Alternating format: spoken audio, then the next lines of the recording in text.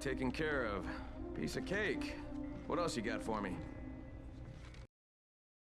The fictional city of Haran is in quarantine after a mutated form of rabies broke out and turned the majority of its inhabitants into mindless, hungry, zombie-like creatures.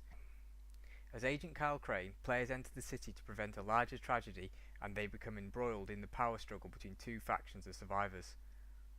With the physical copies finally released, it was time for me to delve into Haran and see how I fared against the Horde. The game opens with a parachute drop into the city. This allows players to gain a quick overview of the ruined city before they are thrown in at the deep end. When control is given to the player, they're inside the tower, a safe zone populated by survivors. From here, the game's prologue introduces the core concepts, from movement to combat to parkour to missions and traps. Once complete, the player is free to roam at their leisure and get a feel for the environment. The city of Haran is one that certainly lends itself to the parkour movement that was a big part of the game's marketing. The slums, the area of the city in which the first part of the game takes place, is a ramshackle shantytown of broken buildings, ruined cars, and containers that can be used to avoid the shambling horde of infected virals. Kyle may be a special agent, but at the beginning of the game he doesn't seem to be the fittest of individuals, being able to sprint for less than 30 seconds at a time and becoming tired after only a few swings of his weapon. Upgrading skills helps offset this once relevant experience is earned through combat, parkour, or by completing missions or recovering airdrops.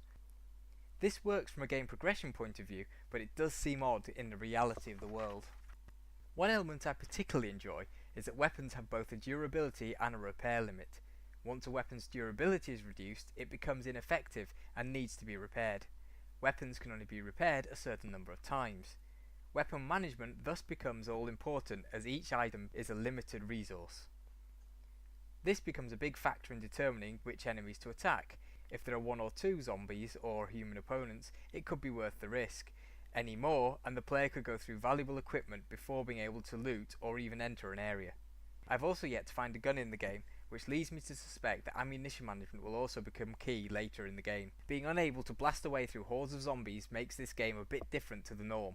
Useful items like medikits, firecrackers, lockpicks and so on can either be found as loot or crafted once the correct blueprint is learned by the player. It was towards the end of this session of gameplay that I was introduced to the night gameplay.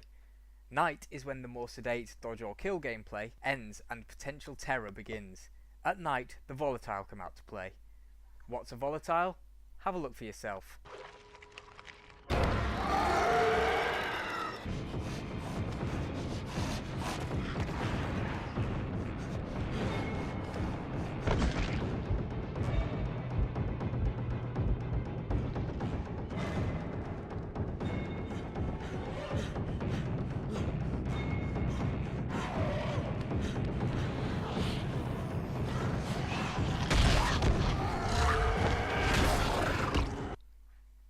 That was my first night run.